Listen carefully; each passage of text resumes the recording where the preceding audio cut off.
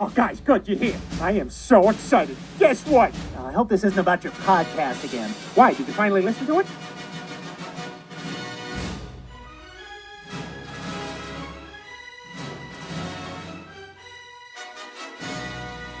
I came in like a wrecking ball.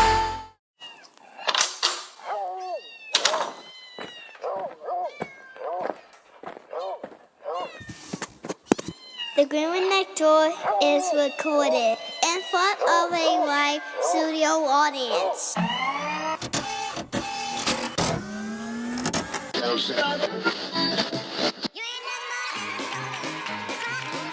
Welcome to the Groomer Next Door. You're listening to my mommy and daddy. And now our feature presentation. And he is your host, my mommy and daddy, Chris and Stella Green. Hello, Pups and Kittens, and welcome to episode 87 of The Groomer Next Door. I'm your co-host, Chris Green. Sitting next to me is the girl with all the funny faces to make me laugh, Sarah. Hello. Well, you know what? I want to start off this show by talking about how many weeks you've been smoke-free. This is your 8th week smoke-free. Congratulations. Well, thank you. Thank you very much. It's been easier than I expected. For me, at any rate. I'm not sure about everybody else around me. I'm not here most of the week, so I don't know. I even told the new girl, I was like, look, you're entering in, you're starting work, I'm training you right at the same time as I'm quitting smoking. So if I throw any attitude towards your way, I am sorry. If I seem like I'm angry or upset, I'm sorry. I'm not. I just have what they call resting bee face. So I might seem like I'm aggro, but I'm not. So, but it's been quite nice. I just really wish I would get over being sick so I can breathe nicely and speak properly. I don't remember the last time you were well. I don't know. Oh man, you spent the whole bad. year. You have literally spent this whole year sick. I mean, and there's just no way of you've taken medication. I've seen doctors. Yeah, it's just one of those. I don't know if this is just a bad system with the allergies that are causing more grief. Or the humidity is so horrendous that everything is just going haywire with my body. I need some kind of dry heat or just winter to kick in. Yeah, and then I'll be you need some better moisture again. in the air. No, I need the moisture taken out. You need the moisture taken out? All right. One or the other. So put it in, take it out. Hopefully, eventually I won't be so sick. I do hope so. Well, and working while sick kind of... Working cool. 6 days, nonetheless. Yeah, working 6 days, working sick, training others, dealing with call-outs, dealing with a 6-year-old Yep. going on 30. Oh wait, hey. No, a 6-year-old going on I know 30. what you meant. I know. I was picking on you. Just, oh my gosh. But all in all, I got my puppies at work to give me love and kisses, and you come home on the weekends. It's great. It is quite nice. Well, It is quite nice that I like the fact that you come home. I mean, yes, okay. It's very nice that you like that I come home. I didn't know if it was just you're No. just happy that somebody I cares. very much care that somebody cares. That is really nice. Let's dive into the weekly roundup. The weekly roundup, yeehaw. All right, on this week's weekly roundup, boy, this is just gonna be a take 2, take 4. No more takes. I'm no sorry, more it takes. took 5 takes to get the first part of it. We're not doing this again. We are not. Let's see, on this week's weekly roundup, let's see, I was with you Monday and Tuesday of this week. Thank God. Oh gosh, you know what? I would love to sit here and put some gripes out there, but I'm gonna save that for another time. At least for another week. Well, it was difficult. This is the same week I trained Loren, right? Right. Yeah, Loren Okay, was there on Monday and Tuesday. Yes. Yeah. I know, right? Yeah, How hard to believe on this? Yeah, so it was very difficult. Loren was very thorough, and she really wants to do a good job. And she really wants the job. She wished that she was the first one to call in about it. And you make it sound like it was a radio thing. If you're the caller number 1 to 81.0, the groom, you'll actually win your spot a shot at being the bather. Hello, caller. But She followed directions very clearly and very appropriate, and she didn't try to recreate the wheel. And that's my hardest thing, is when new people come in, they want to try to recreate the wheel. It's like, no, doing it long enough, you gotta do it this way. I've seen every trick in the book.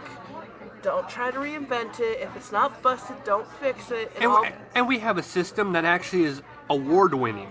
Yes, award-winning, and has worked for 2 years now. Yeah, so it's like whatever you bring, especially if you're an amateur coming in, whatever you're bringing, it's not what we've already brought.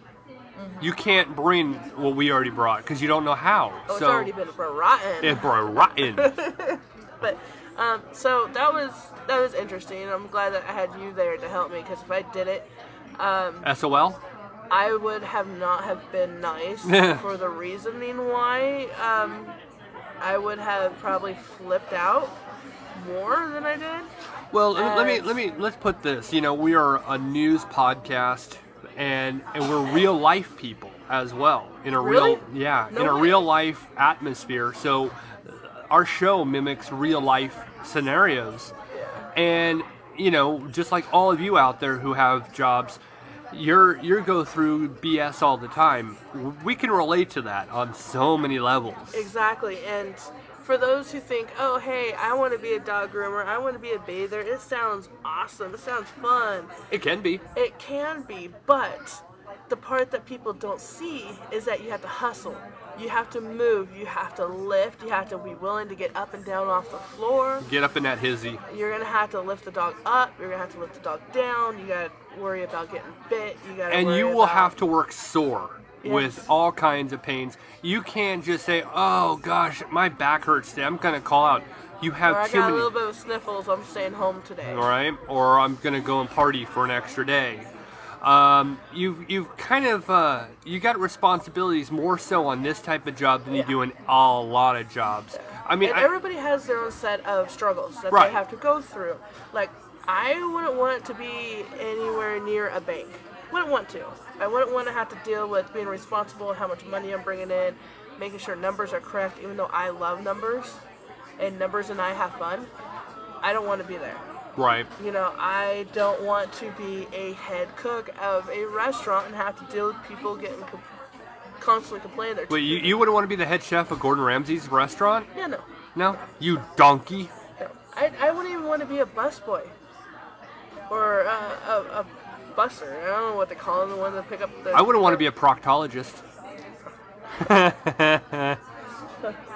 But, there's several jobs that I do not want to deal with because I actually think about how difficult their job is, and that's not even knowing the real bad parts. Right.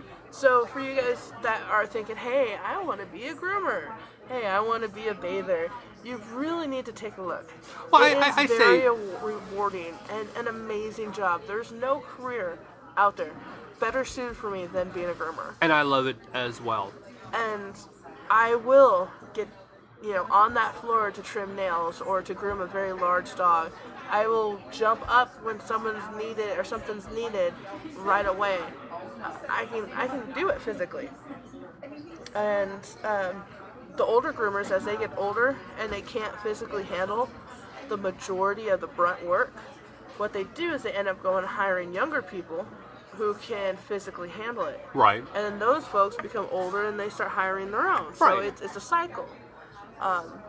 But you can't start this job already physically ill. No. And I don't care. You could be in your early 20s. If you have ailments, you're SOL. You're never going to make it. I noticed too on the quite a few grooming pages I'm on that they actually hire teenagers. Yes. Now, I'm a little leery about hiring a teenager to handle something so important. There are some real mature teenagers. I mean, I look at Claire's kindergarten teacher. Her kids are mature and established, and they're prepped and ready to be, the next generation of productive citizens. Parents that, like her, who raise their kid to be that kind of child, to become that type of adult, they're good. If you look at Leah and Chloe, when they started, they're young teenagers or older teenagers. Fight Club and Drunken Leah. And none of my nicknames for people have any truth and significance to what they are like. But anywho, I love they my were nicknames. teenagers and they were hard workers, Yeah. and it was awesome coming in when they were working because we knew everything got done properly. Yes.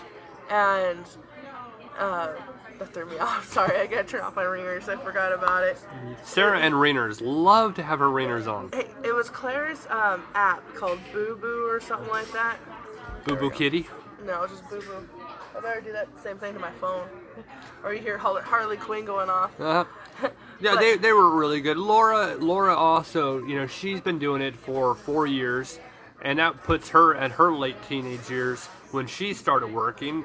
You know, there are teenagers that could come in. I mean, I honestly would say if you want to be you know, you want to work with dogs. If you want to be if you're even established, you know, not established, if you're inspiring to become a vet or a vet tech or something in animals, I would definitely get a job as a bather. Get your hands in there first. There's a lot of veterinarians out there that have grooming salons attached. So go out and find a veterinarian that has a grooming salon attached. And there you get to work alongside everybody. Even if you are wanting, you say this is still cool, I can still handle it. Oh yeah, then move on. Go and shadow. Ask somebody, your potential employer, can I watch for a day or two? Just hang out with you guys, see what you guys go through. You know, show them what anal glands are. Show them what happens when a dog starts humping you in the middle of a grooming salon. You know? Or pooping on you, or peeing on you. Lift the dog's tail and all of a sudden poo just starts shooting out. Well, that'll be in my weeks, one of my stories this week. You know, I'll actually take that one step further. Where I'm going to school, the instructor and owner of the facility, she actually will not take you in as a student without certain requirements. If you are young and still in your teenage years, even if you're in your 20s or 30s, which there are people of all ages who come in, you are required to spend 1 day before you're accepted to actually shadow and see if you can handle being accepted in the school. She's a real stickler when it comes to this. I know you're gonna go there. Yeah, I held back a little bit on that, but you know, I actually have to agree with it. I've actually seen her refuse people. There was a person that came in who wanted to actually join the school itself, and she did not have an attention span. Her attention was all over the place. You can't do that. And she was rejected from the school just because of that alone. You need to be able to focus on one spot. Yep. And, you know, I was fortunate to be accepted in because of my background. You know, you would say, before I started, I would have said because I had money. I had the $3,000 to give her. That's what accepted me. But actually on some of it, I was accepted because of my my background, which that was quite you know, fortunate. You know, it's funny when you record at Studio Panera. There's so much going on that I don't know what happened. It was just kind of some the little toy. boy had a Lego. Oh, it was a airplane, Lego. And he dropped it and it shattered. Oh, I thought it was a cell phone. Yeah, I was like, oh no. Yeah. No, this was the Legos that they picked Yeah, up. see, this is where, you know, Studio Panera has so much going on. You just I get distracted. I'm like, and Yeah. then I'm like, you know what? A bagel sounds amazing right now.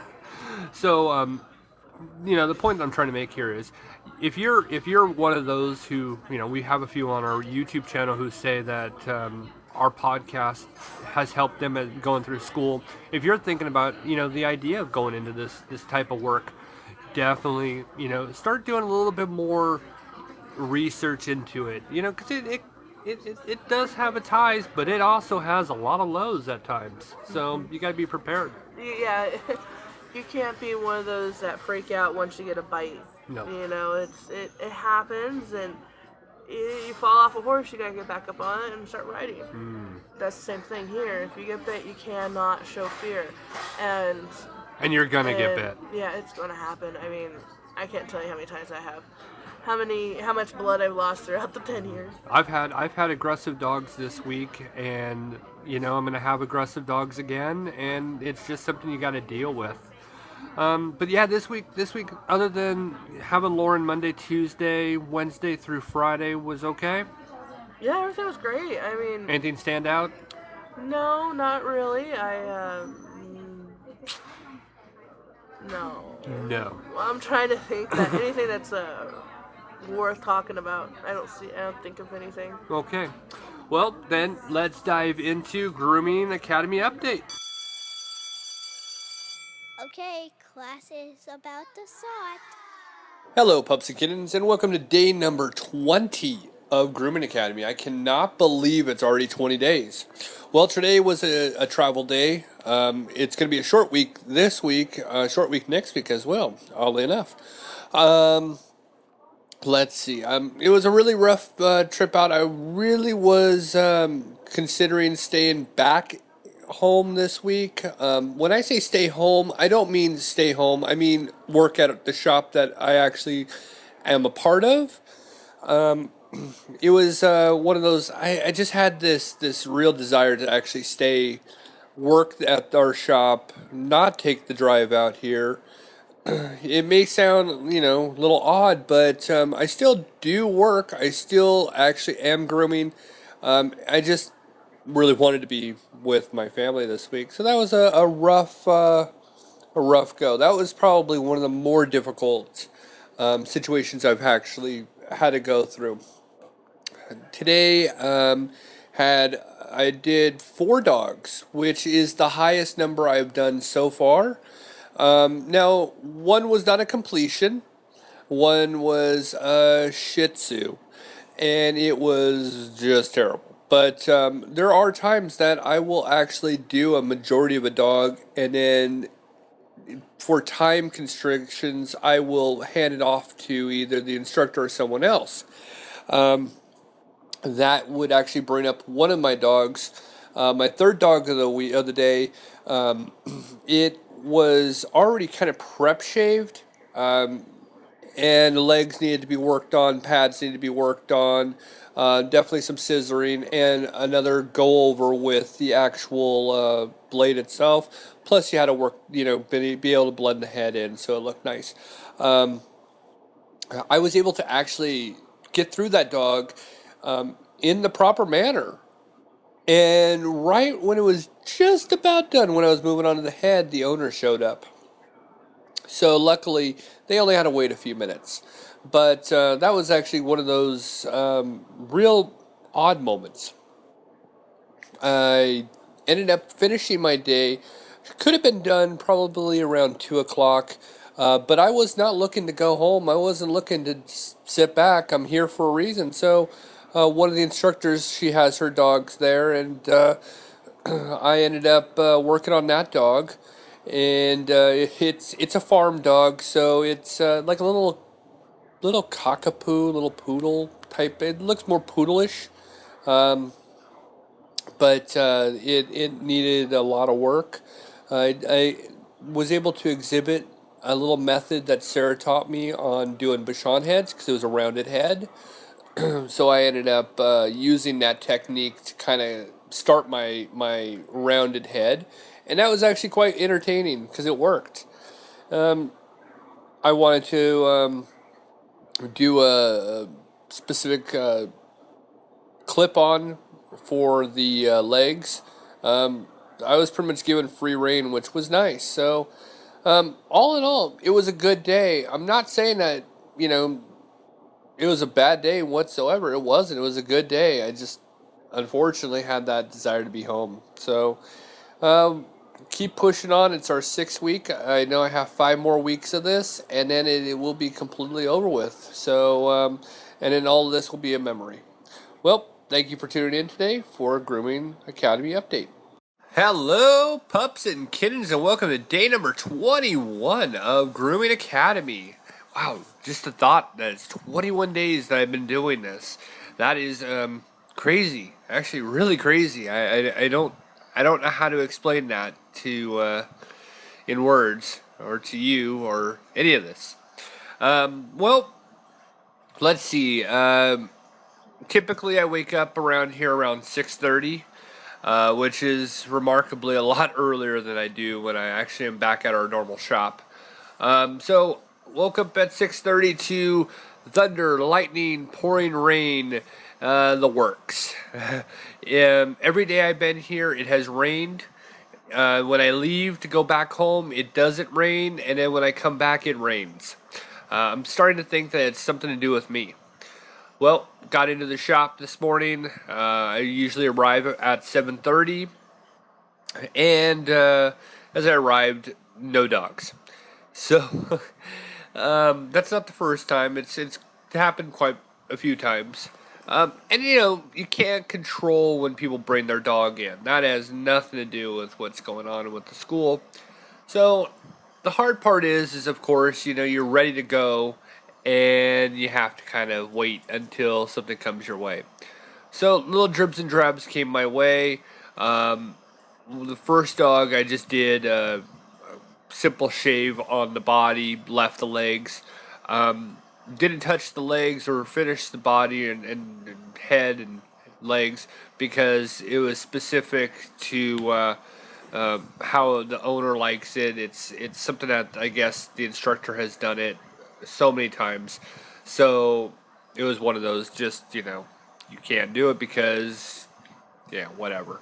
So then I pretty much stalled and sat there for, I think it was about 3 hours, which can be very grueling, especially considering I could have definitely used the sleep. I did. Oh gosh, I don't remember after that. I remember something happened. I worked on a dog. I don't remember what it was. Oh yes, it was a very aggressive 5-year-old dog that had never been to the grooming salon before. Which again, folks, if you have a dog that has never been to a groomer and socialized, don't wait. It's just the worst for the dog, for the groomer, everything. Worked on a dog for a little bit, how to use a muzzle because the dog was absolutely going to bite for everything. It became one of those things, there was just no purpose to actually go on with this dog, so gave it to the instructor and she divvied it out to one of the actual full-time groomers. This would have been one of those tasks that Sarah could handle. I would have had more confidence to work on the dog if Sarah would have been there. But because I was alone on this, nope. And then my last endeavor was to work on Shih Tzu. Full complete. I know I haven't posted any pictures, haven't had really the opportunity. Once I get submersed into these dogs, I really just spend my time focused on them. So what had happened was I was working throughout the dog. I really went the whole distance. It was quite enjoyable actually to be able to complete a dog top to bottom. I laughed because Sarah had a much better looking dog than what I did, but then again, she's got the 10 years and I've got the 21 days of Grooming Academy behind me. My dog looked good, don't get me wrong, but there really is no comparison to what Sarah can do. And I say that with confidence. I can do it, I'm never going to be at this short a time where Sarah is. And that's the logic. I do not want to actually come out of this with any kind of arrogance. So that concludes, just to kind of finalize it all up, after that dog was over, there really wasn't anything else to do, so an early departure about 2:40 this afternoon, and that was the end of the day. So that concludes day number 21 of Grooming Academy. Hello, Pups and Kittens, and welcome to day number 22 of Grooming Academy. Well, it is travel day again. I am heading back, as you can tell in the background, you can hear it. I am heading back home from school. It can be so hard coming out here. It can be, challenging in so many ways. But, you know what, at the end of the week, it can be so rewarding to know that you actually accomplished it. This week, I feel like I've actually accomplished the ability to actually do schnauzer faces. I'm not a master at it. I'm no Sarah, that's for sure. But I feel like I've actually grown as in my confidence to be able to do so. You can take a look on our Facebook page at the Groomer Next Door podcast to actually see some photos. Today I came in, I had 2 dogs, and it was one of those days that will be always to be remembered just because of all of the hardships that went along with it. It started with, for me, I lifted up the dog, and when you lift up the dog, you lift it up by the butt end, and as I lifted it up, it crapped in my hands. So yeah, that was a nice crappy way of starting my day. That was my primary. I had 2 Shih Tzus today, literally, obviously, one part of that. And then I did 2 kind of prep shaves on 2 other dogs, which were no big deal. But I had to, of course, wash my hands, wash up the table, and then, of course, when the dog was taken back to be bathed, that was just going to be a job in itself. Ended up working on that one for a little bit, and then brought it, then his sister was drying, was in the kennel ready to be dried. So I went back there, put him in the crate, went over, worked on his sister really quick to actually blow dry her, got back, probably 5 minutes passed by, and he peed in the kennel. So that meant I had to go and rewash him, and of course re-dry him. So that delayed me by a lot. That probably put a delay on my day by at least a half an hour. This dog had a lot of issues, I would say. A great deal of most likely were food allergies. Him and his sister had a lot of it. And the other thing that was the real kicker for me was the actual dog had stitches. Yes, folks, stitches from when it actually was neutered. Now, that was not disclosed when the dog was brought in. That is something I can't stress to you enough. When you're taking your dog in and it's had any kind of procedure done, let the groomers know ahead of time. We have sharp objects. We could easily cut into those areas if we're not aware. I know that may sound like a no-brainer. Obviously, in this case, was not. I found out because when the bather was actually bathing the dog right in the actual private area, or as it's called, the sanitary, he noticed stitches and said, "Were you aware?" And I said, "Nope." So that was interesting. I told the instructor she wasn't aware, and yeah, that's just carelessness. You got to tell us these things. Finished up both dogs. The second one, the sister, was in just as bad a shape as its brother, but was able to actually get through the day and all successful. So now I'm heading home, and I am looking forward, as always, to seeing the fam. All right, everybody. Well, thank you for joining us this week on the Groomer Next Door and Grooming Academy update. Tune in next week. We will be taking on week number 7, if I'm not mistaken. Oh my gosh. All right. Have a great one. So I know that that's only 3 days. Like I had said at the weekly Roundup segment, didn't have school on Tuesday, so only had Wednesday, Thursday, Friday this week.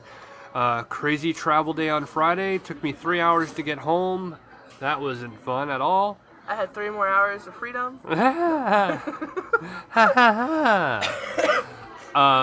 Let's see, I will go back this week. And again, unfortunately, a 3-day week because I have to come back home this week because I am not getting out of jury duty. That's ridiculous. Which is a load of... Well, you don't know if you're out of jury duty yet or not. I still have to show up for orientation, Yes. which is a load of garbage. One, I'm independently contracted, so any dollars that I don't make in a day, it's not like I work at a place that gets a paycheck. That's number one. Number two, I don't live here right now. I live 100 miles away. Actually, it's more than 100 miles. It's probably like 110, 115 miles away. So it's just asinine that I can't just simply tell them, hey, here's my situation and I'm excused. No, instead, we're making people like us go through this garbage and I'm not even going to go into my rant, but a lot of people who should be doing it and collect are doing nothing. So yeah, it gets a little bitter. I'm a little bitter of it. When I called, I says, look, I'm a productive individual. I'm actually going to school. I'm working. and I got all this stuff going on, and the response back with a real ridiculous response, probably the stupidest thing I've heard in my life was, well, person says, well, I like to believe everybody's productive. Yeah, you're a moron. You haven't seen some of the dog patches around town. You know, if everybody's productive, then unemployment wouldn't be on such a rise. You're an idiot. Crime wouldn't be on such a rise. You wouldn't be forcing people. And jury duty here is 6 months. You're on call, like you're employed. Then there's no time to where they can let you out. No. My mom was in jury. It was on a jury panel, and she was selected. It was a rape case, which I said that completely wrong. She was selected to be on the jury panel. Yeah. For a rape case. Right. That's the way it meant to come out. Yeah. And I was trying to help you. They were there until 11 o'clock. It was like a midnight? 14-hour day. Yeah, it was like 14 hours, and all that she got was a $6 check. And then they bought lunch, right? Ooh. And then they overbought for lunch. Well, then they had it for dinner. Yeah. So not only did they not have a fresh meal for dinner, they just had leftovers, which is ridiculous. I mean, how can this physically be? I think that this is where you know, our whole. She wasn't allowed to contact us to say, hey, I'm going to be late, and say, hey, I'll be home at this time, so we know to not go worrying and looking for her. Yeah, the system is out of whack. It's the criminals who are actually the ones benefiting, while the good people are actually being held back and punished. It's just garbage. I'm frustrated, and I say you walk in with the Confederate flag T-shirt. I don't have a Confederate flag. You know. Speaking of which, I have. We're not going to go into the Confederate flag thing. We thing. don't need to. I know But people have. Do you know? Right by the house, there's a house right there, and they have a flag, a Confederate flag, and inside of the flag, right there in lettering, it says redneck. It's like, you're not helping the cause. No, you're not. You're just making the case for themselves. I mean, come on. I don't know what to say to that. I'm like, it's just oh my gosh. so wrong. I don't even know where to go. The problem with it is that people are perverting the two. You know, they're perverting the flag completely to make it to where it's, being adopted by a lot of racial. A lot of racist people. Yeah. And not letting it stand for what it is. Well, yeah, it's so you look need at to take it away from the racism. Well, it's like Six Flags Magic Mountain, or however you want to call it. I know in California it's Magic Mountain, Six Flags over Texas, in Texas. It's just Six Flags in Missouri and some other places. But if really you really take it away from everything, it's really called Five Flags now, because the Confederate flag is no longer part of it, because one of the flags in Six Flags was the Confederate flag. Well, it's everything, Oh my gosh, I am offended by the LBG flag, the rainbow flag. Which is funny. I'm offended. Which is funny because literally like 3 houses from the Confederate redneck flag is a flag hanging outside, and it's actual rainbow flag. Because the rainbow actually stemmed from more of a biblical sense of the rainbows, of the colors of the rainbows. Was actually, like I said, was biblical, and they took that as their own. See, that's what I mean. They take the meaning. Same thing with the swastika. The swastika was never meant for what Hitler decided to pervert it to. Everything gets perverted. Yeah. Everything does. And it's quite annoying, and people are so offended by everything. Oh my God, that guy is drinking a latte. That's not non-fat. Oh my God. Well, and I know we're completely off of everything we normally go, and I don't even mind. But it's like, I'm 34. I played sports back in the 90s, and this is one thing I had this conversation this week. I said, when I played, I had coaches that were jerks. You would get back to, because I played hockey, I would get back to the bench, and they would criticize what you did. They'd give you gripe, or you would get benched for the next shift, so you wouldn't go out there the next time because you made a mistake. And it was hard. It was at times, but it pushed me to actually play harder, to be a better player. Nowadays, and I coach soccer now, you don't go out there and go, I can't believe you didn't kick that ball in net, you moron. Now it's you got to be more good try. You did really well. Do I actually agree with it? No. I think that you need to motivate kids a little bit more. With that said, will I be one of those coaches that was a jerk? No.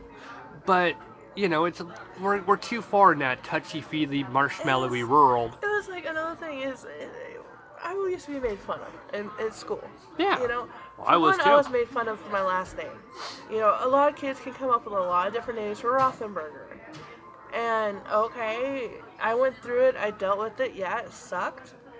But now, my skin's so thick, I can laugh about it. Well, yeah.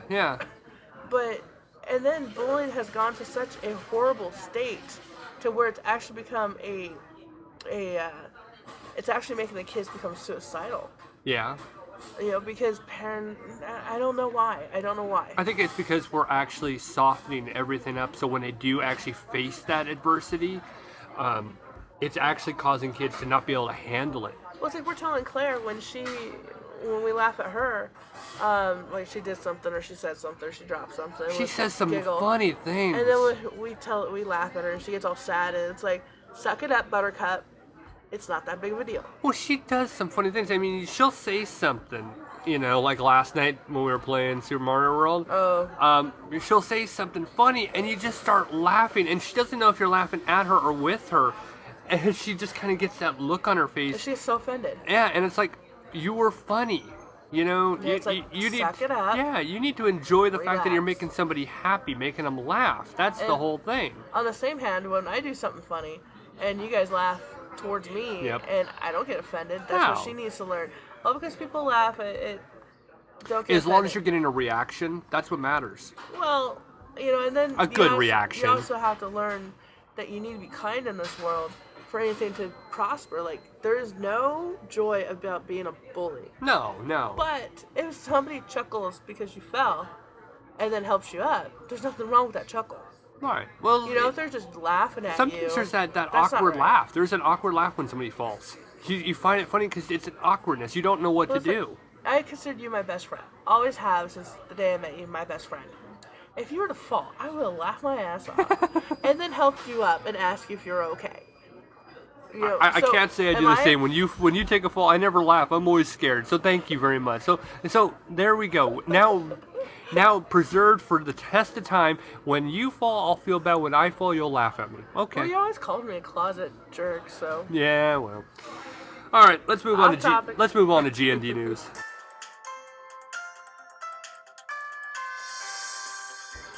All right, this week on GND news, let me ask you: should we go with sweet or should we go with sour to lead off with? We'll do the sweet first, because then when we do the bad part, if people are going to get upset with it, they have a chance to turn it off. Well, that's part of. These are all things that are in the story. Yeah, but they're driving around and the kid's in the car and they hear the story. They might not want their kid to hear the story. Well, true, but everything's still clean. So let's just go to sweet. The other part is gruesome. So this is just going to the cute stuff. All right. Now, Sarah asked me why are we using this one. I have been trying really hard to get Katherine Heigl, she's TV and movie star, to come on the podcast for quite a while. I almost kind of wonder if the reason why is because she does get some bad press out there. Probably thinks that I will be mean for some reason. Probably hasn't heard the podcast. But I actually like her. Look, lady, we are in love. We're right now. We're watching Roswell.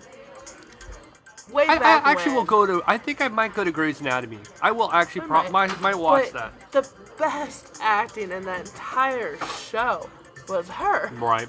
And look, she was the prettiest too. Look at when we were pregnant, we watched the movie Knocked Up. That was hilarious. And that movie was better than any baby book that I had read. That was the book. That was my go-to. Yes, folks, get all your knowledge from movies. Yes, get all your knowledge from movies. So this week on the Today Show, Katherine Heigl was on. Now, I like Katherine Heigl for a lot of different reasons. She's a good actress. I like her movies. But one of the things I really like about her is that she has a great love for animals. That's what makes her part of this week's news. And I want you guys to enjoy the clip. All right, Claire, roll the clip. We all know Katherine Heigl is an Emmy-winning film and TV star, but we don't often get a chance to see her like this. Away from the glitz and glamour of Hollywood, she lives a private, peaceful life out in Utah. And Liliana got to spend some time with her there. Hi. Hey, We're jealous of this. I know. Honestly, it was such an amazing time, and we headed to Katherine's home away from home in the mountains just near Park City, Utah, right down the road from her actual house. Now, she calls the 20-acre ranch Badlands after a Bruce Springsteen song, but as we saw firsthand, despite the name, these are very, very good lands. A trip to Katherine Heigl's Utah ranch is like watching a Pinterest board come to life. This ranch is gorgeous. This doesn't really feel like work, but I know it's work. Let's go. If there's such a thing as farmhouse chic, this is it. Everything is picture perfect. All it needs is a Hollywood star.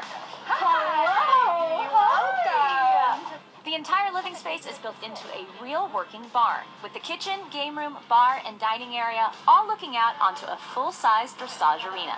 A perfect setting for this A-list actor's other passions. I love hosting, I love cooking, I love sewing and knitting, and, we didn't want just some fancy, pretty barn to look at and brag about. We wanted, wanted to utilize it and really just enjoy it. The kitchen is center stage, where Katherine, often with her mom Nancy, tries new recipes out on her toughest customers, her two girls, Adelaide and Nancy Lee. Do you like it? In between meals, it's time for fun on the farm. Maybe let's go feed the goats. On this ranch, it's not the leading lady who's auditioning. They love the camera. They really do. The ranch is home to, get this, 44 animals. This is Ferris. That's Ferris. Ferris is my horse. And Gracie, who follows Katherine everywhere. Where does your passion for animals come from? Because you grew up in Connecticut. Right. Well, we had a lot of pets growing up too. Yeah, my mom and dad we always had pets around. Lots of dogs, cats, parakeets, I think, at one point. Katherine's love for animals and the camera seems to be contagious.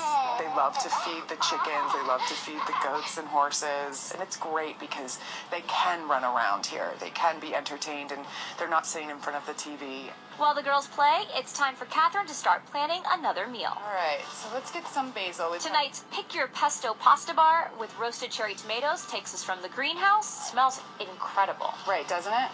To the organic garden, yes, where Katherine is growing garlic scapes. Underneath, in the ground, the garlic is growing, but these long shoots come out, and they're more mild than actual garlic. But when it comes to making a tasty meal, Katherine says you don't need a farm to keep things fresh. You can grow tomatoes, you can grow basil, you can grow rosemary, you can grow all your herbs. A lot of people know this, but you can grow it on your windowsill in little tiny mason jars if you want. Back in the house, it's time to get cooking. After a quick wardrobe change, of course. Most silos house things like grain and feed, but this silo on the Heigl's ranch houses the chicest guest house I've ever seen, and I get to stay here tonight. Take a look around. Everything is coordinated in hues of green, bringing the colors of the mountains and the garden inside. You can't wake up here and not feel inspired. Yeah, and not feel motivated to do something. For the actress who's as comfortable in a pair of boots as she is on the red carpet, variety is the spice of life. I love that I have the opportunity to do both. I love what I do, and I love the thrill of it. But for her, nothing beats the thrill of a home-cooked meal. So I'm just going to start with a handful. First, the pesto, with the basil and garlic scapes we just picked. That's good. Next, the tomatoes, with a little help from Nancy Lee. We have a little tomato assembly line. It's always better when you have a little help. Then finally, it's time to head out to the barbecue for dinner. But not before one last scene-stealing moment by the girls. Hi, Mama, I love you. Thanks, I love you too. I love you back. I love you more. This was an unbelievable day. You guys were so kind to invite us into your home and really share all of the things that make this such a beautiful place. And I think everyone's hungry and ready to eat. So cheers. Okay, bon appetit, everybody. Cheers. Cheers. And so nice. And it was so nice to spend a little girl time with Katherine. Her husband, singer-songwriter Josh Kelly, was working in Nashville when we visited, but hopefully next time we'll get a chance to see him. And I have to say, he's an incredible musician. She has an incredible family. And even after the camera stopped rolling, they hung out with us till almost midnight. Ooh, drinking, eating. I was going to say, this seems like a very, very hard assignment. Might have been one of the hardest assignments I've ever had. Yes. Dump room. Yeah. Horrible. I couldn't wait to come back. Thanks, Liliana. All right, are you... Again, really like Katherine Heigl. Really would like to have her on the podcast at some point. I'm actually going to send this episode to her PA and say, this is exactly... Her peeps. Her peeps. This is, we've never once, said anything negative about her.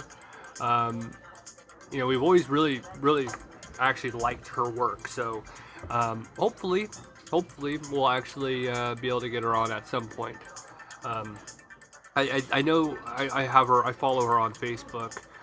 Don't follow that many celebrities, but she spends a great deal of time at her ranch. I mean, in one sense. Now, here's another thing. Growing up in Los Angeles, I'm always surprised when you hear of celebrities that have ranches and they don't live in Hollywood, they don't live in New York. I'm always surprised by it, because then it makes me always think, wow, you're actually disconnected from that scene. There's more to you than just Yeah. Hollywood glitz and glamour. And you know what the funny part is? Hollywood is not really the mecca of film. That's not where they're filming everything, folks. It's out in Georgia. It's out in Louisiana, exactly. Or, you go up to Toronto. It's not in Hollywood. That's what always shocks me. It's what used to be just film stages and studios, sound stages. Yeah. They're actually starting to want to film on location. Places start looking authentic. Well, you know what also it is? A lot of it is tax breaks. There's a great deal of tax breaks in like Louisiana, like you were saying. Louisiana, I know Baton Rouge, and there's a couple other places that most of your shows now are coming from Louisiana. I know, it was just on the tip of my tongue. Oh well, doesn't matter. A lot of your movies are coming from there, and it's a beautiful area. I know, look at Walking Dead. That's coming from Georgia. So I think it's Georgia. I think it is in Georgia. They're really actually filming there? Yeah, they're actually filming in Georgia. Yeah. Okay. Yeah, it's really strange. Yeah, and if you actually... If you actually listen closely, you'll hear the cicadas. Yeah. You asked me about if I heard cicadas where I'm living. Yes, I do. I heard it for the first time, but every day seems like it's raining. So I barely can hear anything except for thunder, lightning, rain. I'm so over this rain. I'm so over it. So over it. Because it makes the next few hot days just nasty. Heat advisory, thunder advisory, rain advisory. Oh, I'm so tired of it. Humidity. Oh, gosh. Heat index. So anybody that's it's in other places that are nice, just know that we're going through it all. All right. Well, our next story, it is a bit of one of those doggy downers. It actually is a very recent story. It just came out about 12 hours ago. Now, for all of you who are listening when it comes out, when the podcast comes out on Monday, this happened on Saturday. This is a very fresh story. It comes from Arizona, and you just have to be asking yourself right now, what's going on in the world? Yeah, this is a bit gruesome. So if you got little kids around, you can always fast forward. You can fast forward, obviously, but it is news. It is from a news outlet, so there's no foul language or anything. So you don't have to worry about that. It's just if you watch news on TV, it's nothing different. There's nothing worse than that. Nope. It's no different than what's on TV now. I don't want my daughter to hear it. Right. But I don't know if we have kids listening to this. But it is a news channel. Parents are driving around in their car. They have a kid in the back. They want something other than the kids screaming to listen to. But you're going to hear this on a radio. You're going to hear this story on radio shows all over. Just giving it an advisory, and you're fighting me on it. I'm not fighting you.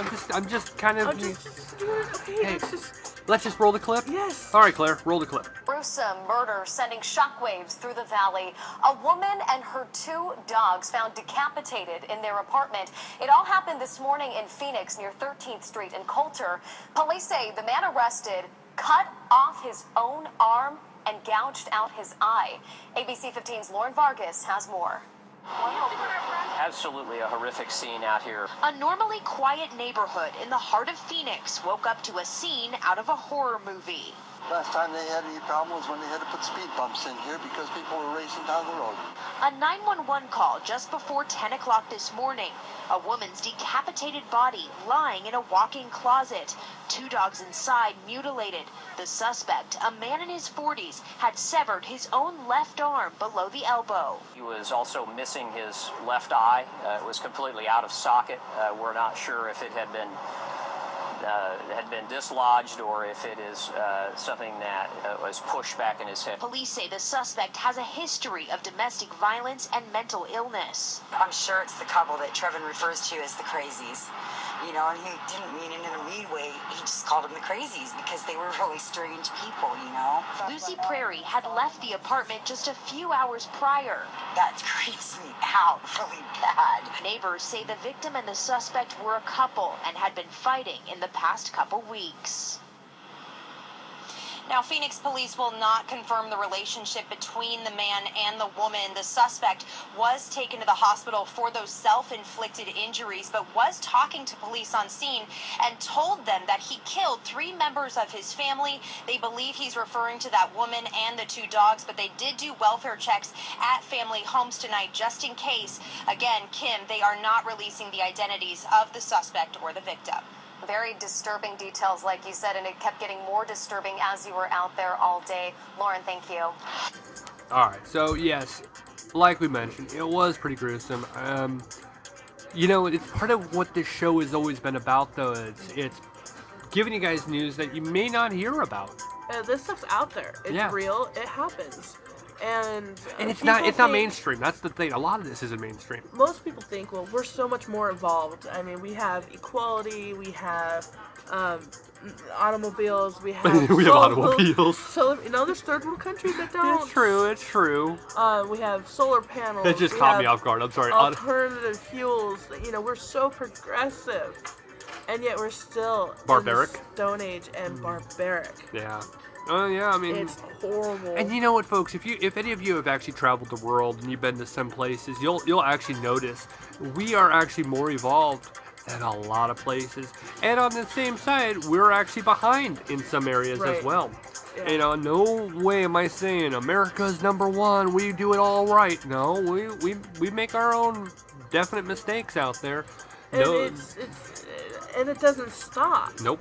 The man who that taped up that bulldog or the pit bull's face, the mouth, muzzle. The dog's name, they came up with the name Caitlin. It was just around the same time Jenner decided to change his name. Oh, that's terrible. No, the dog named Caitlin. I hope it was not in light. I mean, it's so much is going on, and the pet cruelty is not stopping. No. You know, and honestly, I think it's getting worse. I think the cruelty is getting worse than getting better. It is getting worse, and that's the one thing that I'm noticing with GND News. You know, I'm noticing it's almost the point now where I'm going, oh gosh, I have a buffet of things to choose from, which doesn't make me happy. You know, I look at stories from my dad's past and back in the 40s and 50s and such. You know, my dad he was born in 44, right? Yes. And so most of his stories were about the late 50s, early 60s. And then he told me stories about what his father told him. And they had barn cats. They had dogs. They never brought him in as a loving companion on a kid level. I don't think that they actually had love and compassion back then, though. It doesn't seem like it. No. But cruelty wasn't there. Obviously, you did have some. I'm not going to lie about that.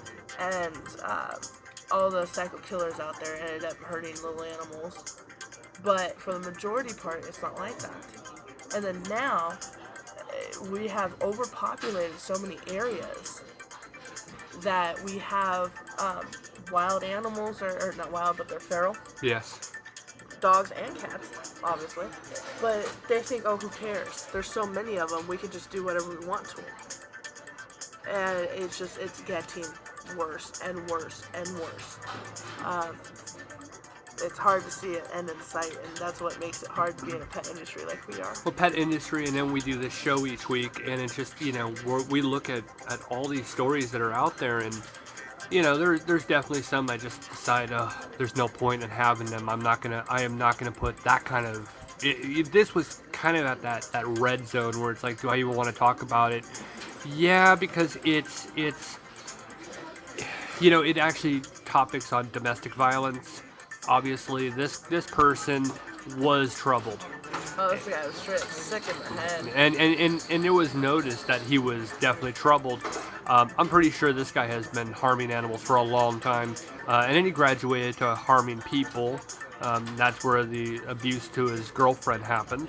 And it's just going to go on. So, Yet he called 3 family members that he hurt. He Yes. killed 3 family members, and referred to the 2 dogs as family members. Right. There's no way you can plead insanity, even though he will. No, they can, because he self-mutilated him. He did self-mutilation, and that right there shows insanity. How would a sound mind person go and hurt himself after hurting 3 other things? I say get old Sparky fired up and give him the chair. I mean, that's my take on it. All right. Well, yeah, so sad that all this happens out there. But and the worst part is that most likely, plead insanity. Yep. And get away with it. He'll go to a facility. Yep. And he'll live on Jell-O. what happened to those facilities that tortured at the same time? Electrotherapy. I actually heard electrotherapy, shock therapy, is actually coming back. A little bit less abrasive, but it's still there. Frontal lobotomy, where they drill to the back of their head. Oh gosh. Stuff like that. Dropping them in ice cold water. Yeah, let's water torture all the psychos out there. Yeah, why not? Yeah. No, we do not support that. And make sure you lock the doors nice and tight so they don't get out, because you're just going to make them worse. I would just like to actually, if you know of somebody torturing animals, you need to put a stop to it. That's by calling, don't go and stop them yourself. Don't be Batman. Speaking of Batman, what? If you do decide to stop them yourself, make sure you have a bigger stick. But speaking of Batman, there's so many billionaires out there, and yet none of them are Batman. Oh my gosh. You know what? There's no excuse. But the point is if you actually know of any violent offenders for animals, contact the non-emergency number to the police department. Get them involved, because honestly, they're only going to graduate to harm humans. Not saying that human life is how do I even put it? Well, Animal life, human life, it's all our responsibility to try to, life in general. Yeah. Life in general means something to me. It means something to me. I'm trying to, for all the people who are like, well, you're putting animals over people, or you're putting people over animals. No, life is life. Let's preserve it. Right. That's the best. Okay, that concludes GND News for this week. So let's just move on to our main topic of this podcast. This week we're going to go international on everything. And we know we have some of our listeners from Australia, so you kind of have heard of the story. And if you feel like we're misleading in any aspect of this story, contact us. Yeah, groomernextdoor@yahoo.com. Let us know what your opinions are. And then we can either revise what we said, research it a little differently, and find out a little bit more, I guess you would say. And if we have any... Or maybe you have a different opinion to this. That's fine, too. We'll read it. Oh, yeah. I definitely always like to see... And we'll continue this section on to the next... Yeah, well, I'll go on. But Australia has plans to kill, and it says over, but it's about 2 million or more feral cats. I guess at this stage, feral cat population has become overwhelming, and this is when you have... you overlook a situation and you don't control it.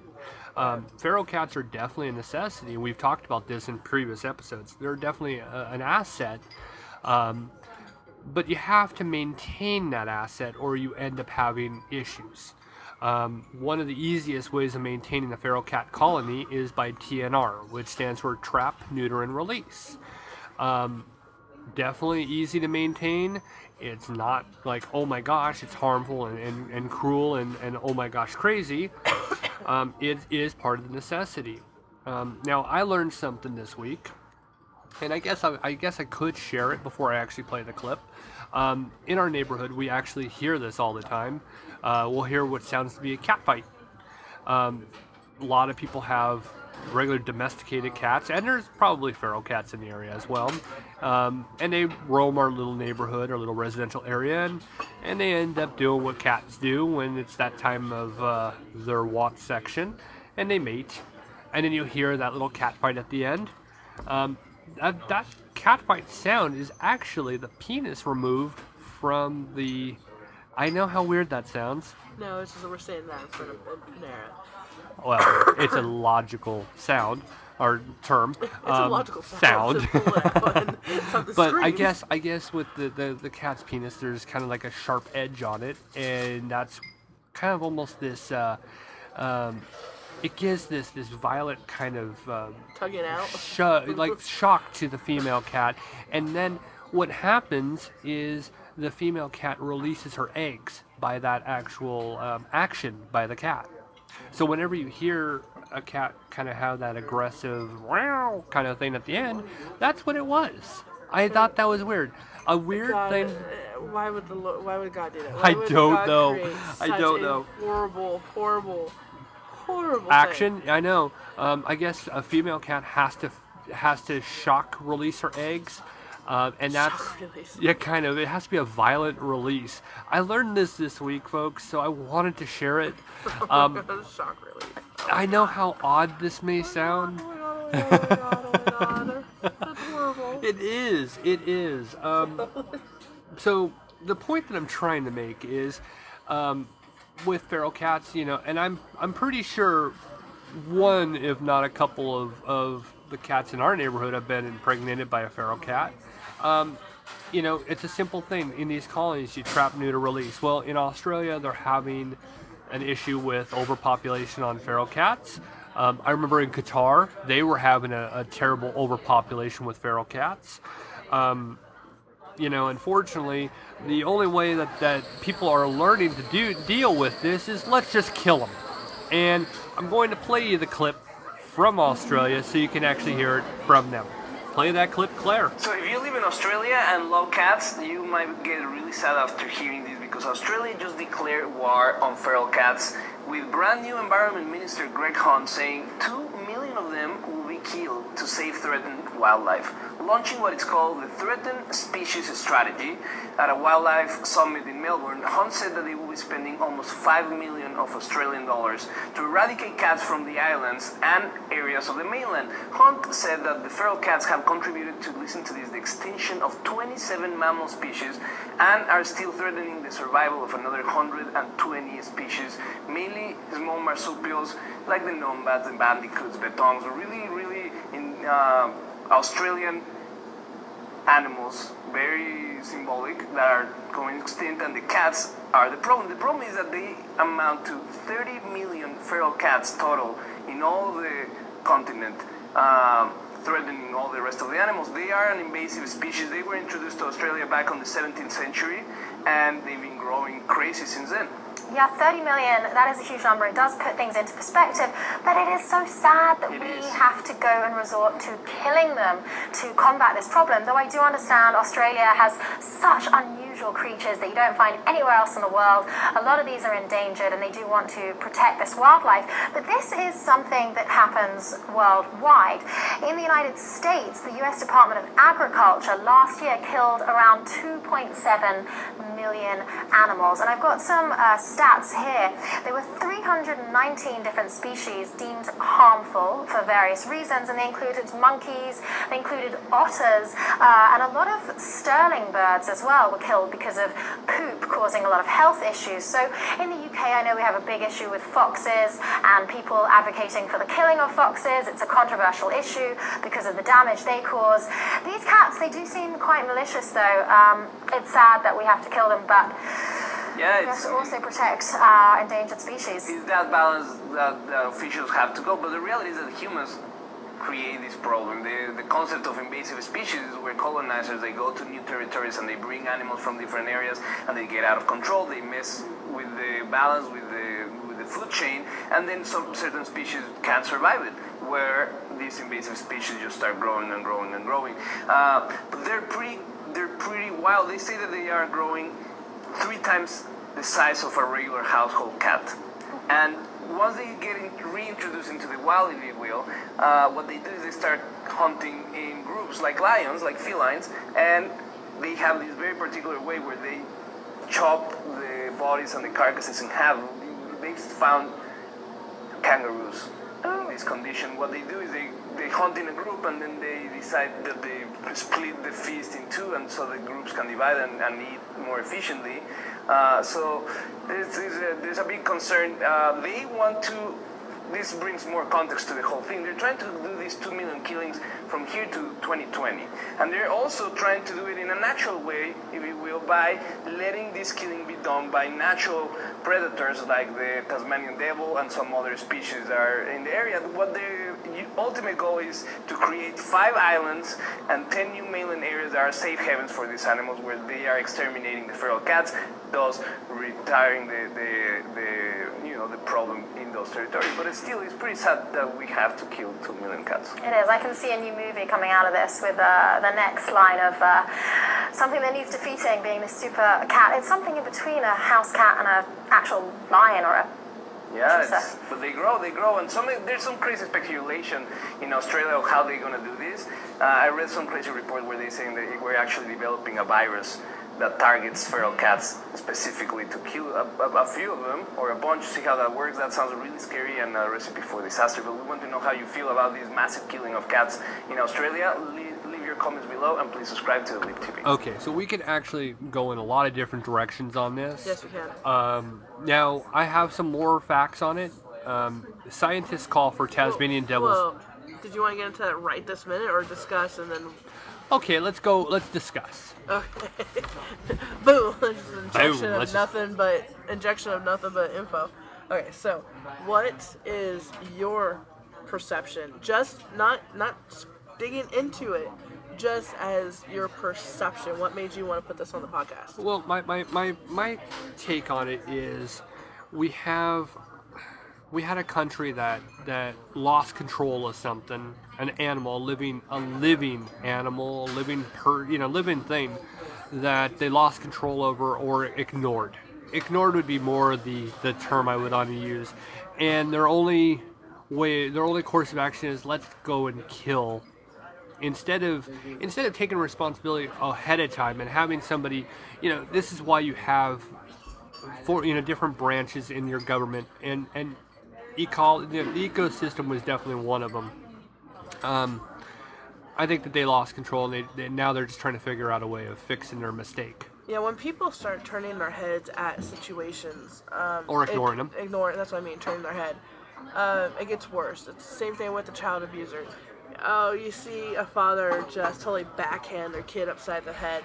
Oh, well, I wonder what he did. The kid probably needed it. Those people. They turn their head, and lo and behold, you could have stopped something that ended up in murder, or ended up in severe physical, disabilities because of a father or a mother, right? Not,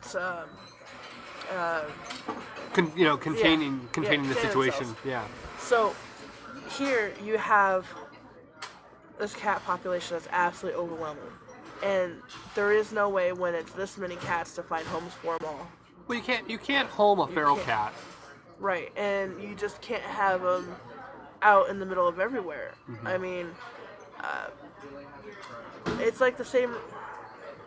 Now to get into a little deeper into the situation, something needs to be done about this population of cats. With deer, the reason why we have hunting is to keep the deer population down. Right. Too many deer in one area. Nature's going to take its course, and nature's going to kill them off themselves by disease. Same thing when it comes to any kind of wildlife in forests and jungles and such. The ecosystem will balance itself out, and it won't do it nicely. So if the cats start getting very ill, I'm pretty sure they're not 100% healthy either. Oh, I doubt they are. They're probably extremely sick right now. they start spreading their diseases to other animals and making other animals sick, and you're just going to have a very unhealthy ecosystem. Right. So, in the story, it talked about they're either going to kill colonies by poisoning them, Right. and poisoning without actual full-on injection is a very barbaric way to go. Right. Because not only are they actually going to feel the pain, they're going to feel the vomiting, they're going to have the diarrhea, they're going to feel it. It's not going to be a quick death like injection is. So I don't agree with poisoning the colonies at all. Now, the story also said how they're going to start feeding them to Tasmanian devils. Right. And folks, this isn't the Looney Tune type Tasmanian devil. That one actually walks on 2 legs and eats... Spins in circles. Yeah, spins in a circle and eats food. Food, not animal. And even when it did look like it was going to eat animal, it didn't actually eat an animal. It never ate an animal. So, these do, though. And they look like rats. You found some great information. Right. Share it with us. Well, scientists call for Tasmanian devils to be reintroduced as mainland predators to combat the feral cat population. The Tasmanian devil could soon be released into mainland national park to compete with the feral cats. The Victorian government is considering releasing the animals into the state's Wilson's Promontory National Park in an attempt to reestablish an ecological balance between feral cats, foxes, and native wildlife. Let's see, I'm going to stop you right there. That's fine.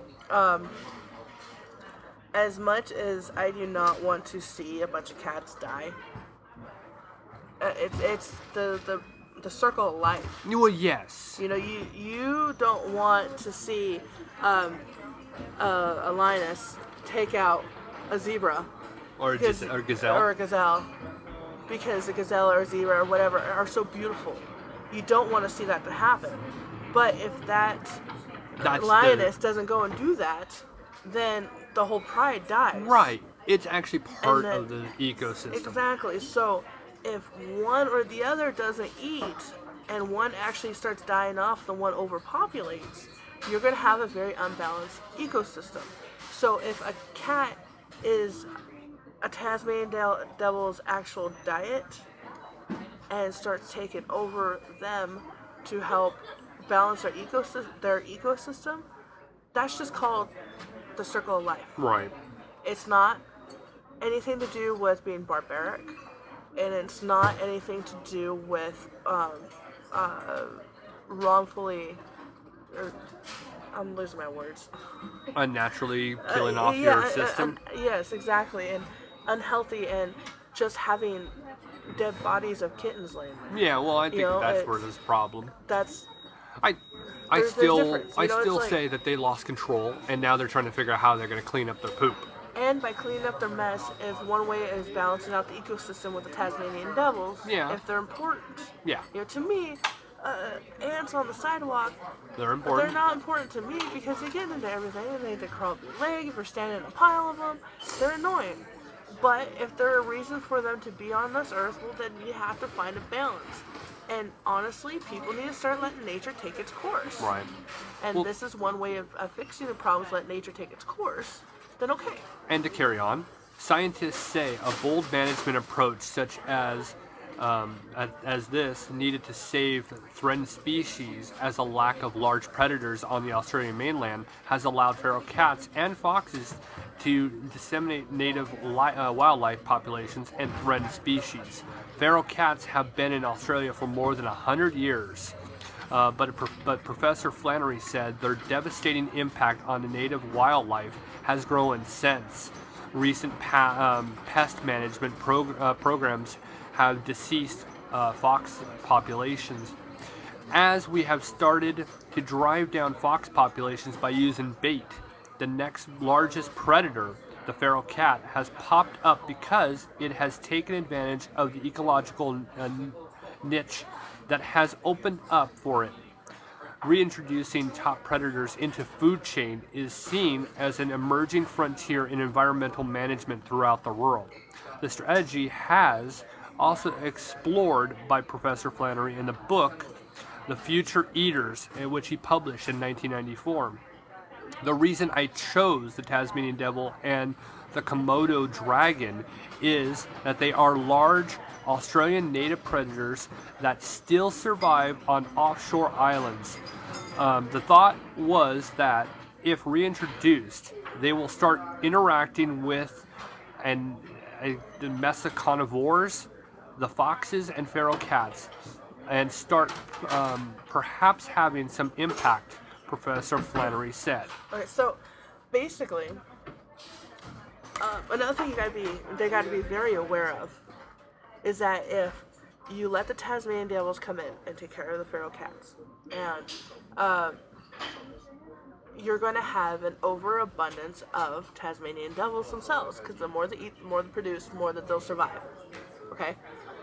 And then you'll have these larger predators all over the place, and then they're going to be taking out small dogs, you know? And well, they're going to have to, if you're not controlling your environment, all you're going to have is overwhelming. But at the same time, they need nature to take its course. Yeah. So, okay, well, we are a part of nature. You know, we perish just like they do. Our bodies absorb into the ground just like they do. So when we let nature take its course, and then we take care of the feral population, meaning trap, neuter, release, your ecosystem's back at a balance. Mm-hmm. It's a pendulum. Life is pendulum. Yeah. I'm pretty sure you're tired of hearing me say it. No. But it's brought up to the point where there's so many feral cats that they're going to actually start making themselves sick and others sick. Well, then you introduce the Tasmanian devils, which swings it back up to the left, or right. I'm not picking sides here. I'm just saying it's going to swing opposite, all the way up to the top. And then eventually it needs to swing down to the middle and have a gradual course. Right. So, in my opinion, by trap, neuter, release, or spade, it doesn't matter, it's just trap, neuter, release, they can take care of the small, like the mice and stuff like that, and take care of their little areas. Now, their ecosystem is completely different from ours. Yes. But they'll do what they need to do. And then make that problem smaller, and then you'll start taking care of the Tasmanian devil overpopulation too. But they just ignored it so much, and they didn't care because they thought animals are useless. Well, that's my problem. It's you know, and I'm still way 100% against it, but not. It's to the point where it's ignorance that I saw in this. That's what caught my attention. Like you really lost control. There's so many animal lovers there too. Yes. So we want to make that perfectly clear. We're not talking about the entire continent. No. And we're not talking about every single person. Just the way their government's running. Yeah. Well, yeah. It's again the same problem every country has. It's government overlooking things that, for some reason, even when there's their branch of government that's what they're part of, like somebody in charge of the ecosystem, all that. There was somebody in charge of this who overlooked it for decades. This could have been something that's obviously it's been going. Feral cats have been in Australia for over 100 years. How many decades have they overlooked this problem? Yeah. That's where I'm looking at. And their two strategies are either feed them to other wildlife, which I don't know. I feel it's partly barbaric because you're handing them over and you're feeding them. Well, you're introducing a Tasmanian devil into a new area. That's one thing. It's like the same thing with snakes. I had snakes. I fed them mice. Bojangles ate mice. Which, okay, on that topic, I remember feeding those feed mice. The first one I felt bad for, but that second night, that kept me up the whole night scratching. The mouse kept scratching. I was not sad that night. The next day, seeing that one being the... Stop. Oh, I do not like snakes, folks. It was a week later. They scare me. She only ate once a week. They scare me. Snakes scare me. So yeah, but anything that walks on its belly scares me. Walks on its belly. Walks on its belly. So anyway, the Tasmanian devil is a scavenger. It may take food from feral cats or foxes at certain times of the year. They may limit their reproductive success. It may compete for nesting spaces and take their young. feral cats' biggest threat facing Australian mammal population. The action plan for the Australian mammals released in June by the CSIRO estimated, and I don't know what the acronym is for, estimated there are 15 million feral cats in Australia and listed them as the #1 threat to the Australian mammals. That's called losing control. It's losing control. It's not. People aren't keeping tabs on it. Yeah, that's where I'm having a problem. If you look in our country, and obviously we're not very good at, a lot of things. neutering our animals. Yeah. We have calculations. How many dogs are put down? How many cats are put down in shelters? We have numbers to show each county, each state, each section of the U.S. on who's the highest, who's the lowest, how are they. We have numbers that are calculating what's going on. Yes. And they have dedicated people, a lot of volunteers, who take care of feral colonies and have them neutered and spayed and released back in their area. And those volunteers are pretty darn dedicated, because that's not easy. No. That is not easy at all, and that's all to save lives. You stop them from producing, then you stop those lives from even dying. I'm going to close my last bit of scientific knowledge here. The organization has predicted 63 Australian species will become extinct unless actions are taken. Now, that, to me, the only way I'm going to, rest my case on this is they are in a situation where they're in grave concern and danger right now. Decades of overlooking something has caused them to now take extreme actions. No matter what, I don't care if we were talking about this being a Tasmanian devil, needing to eradicate so many of them, or it was a koala bear, or whatever. It's the fact that you lost control, and now your only course of action is we have to reintroduce this animal into this area. We're going to have to kill this many. It didn't need to be in this situation. Well, that's my biggest thing, is that, you stop the life from being conceived, and therefore you stop the dying and the killing. If you could take it into human population, I personally am totally for free birth control. Because you give out that free birth control, that's less abortions that are having to be, or people having. Right. And so population is controlled that way. Yeah. Well, because honestly, that's really what it all comes down to. And that's what it really needs to be, is a high, the cat's birth control is getting them fixed. Mm-hmm. Because you can't feed them a pill every day. You can't give them a shot once a month. You can't. Like you can do with humans. So you gotta take them, you gotta get them fixed, and you stop it. And then people aren't going to be so upset. Oh my gosh, they're putting down 2,000 or 2 million cats.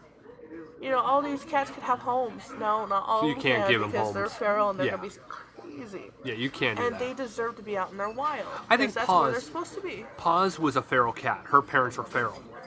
And she should have stayed feral. Yeah, she should have had that was a she cat. She should have had a nice little colony to hang out with. And that's exactly what happened. We had a cat, and I mentioned it in previous episodes. I had a cat when I was young, and my grandmother ended up taking the cat. Her name was Paz, and she came from what obviously was a feral colony. She was a product of that, and somebody found these cats, put them in a box, and adopted them out. Most likely, they found these kittens somewhere, and then just decided, ooh, cats, I'll take them and sell each one, because I remember paying like $50 for the cat, something to that extent. And that's what happened. Somebody found feral kittens somewhere. Probably the mom was off hunting something, and that's what happened. Feral cats do not make good house pets. They are not meant to be house cats. Yeah, they're meant to be out in their wild. Yeah, I mean, you saw how every time you'd go up to Paw, she'd hiss at you. She wasn't a friendly cat. She wasn't domesticated. She wanted to be out. Yeah, she wanted her own thing. Yeah, and that's the And proof of it. You can't really make them a fair house cat. So a lot of people don't know their ignorance, and ignorance isn't someone being stupid. Ignorance isn't like that. It's not meant to be a slander. It's just meaning that you don't know. Right, and Ignorance everybody's is ignorant in don't some area. know. Yes, exactly. And so by being ignorant in a certain area, you don't know the fact that with cats, there's some that cannot be housed and some that can be. And you see the 2 million cats being killed. Well, if we just stopped a couple of those mothers and those females and those males, you won't have that many. No. One cat can, oh my gosh, the litter is amazing how many they can have. By multiple suitors. And let's use the word suitors. I wanted to use that. I don't know why. I just want to see a cat with a tuxedo on. And throughout its lifetime, how many cats it can have. Well, if you stop the conception, you stop all the killing. And then the people that are just so upset all these cats are dying aren't going to be upset anymore. Right.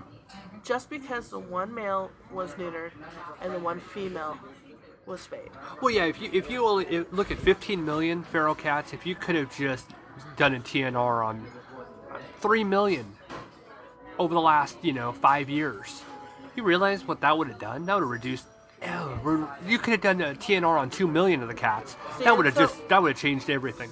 So there should be a fund setup, a specific fund setup for these guys that can go to a particular vet with a particular and just do that. I mean, honestly, it's just like having a government employee that is getting paid. You could always put it part of a schooling, vet training, vet school that those students are learning how to, become veterinarians, and it could have just become one of those learning processes throughout the time. And yeah, so there you go. You have Problem solved. a handful of people that are fluent in spay and neuters. They have their one facility or 2 facilities, 3 facilities, and that's all they do. Right. And then you don't have animal rights activists going nuts. Or have us podcasting about it. Yeah, right. You don't have unnecessary deaths. Right. You don't have unnecessary births. And you just continue going that way. Right. And then it'll probably take 10 to 20 years for the colony to go down, or the problem to minimize. Right. But well, they're so far in the red that they can't. Well, I mean, if you look at all the ones that are born and how long cats live, and as their life goes down, they don't live as long out in the wild. They don't have veterinarian care like they do if they're being domesticated. So if you start TNRing now, in about 20 years, you'll have a very low amount considering what they have now.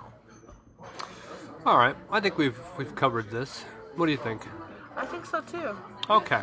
And again, if you guys have anything to weigh in on the situation, you can send us emails. We'll even read it on the podcast. Good, bad, or indifferent. So I think I'm going to call it a podcast. Yep. This is episode 87. It's coming to a conclusion. I'm Chris Green. Have a pet-tastic week. And I'm Sarah Green. Make sure everybody realizes life is so short. Play with your pet. Have a good day with your pet. Goodbye. All right. Bye-bye, everybody. Okay, gotta go in my bedtime. Was without doubt the worst episode ever. Rest assured that I was on the internet within minutes, registering my disgust throughout the world.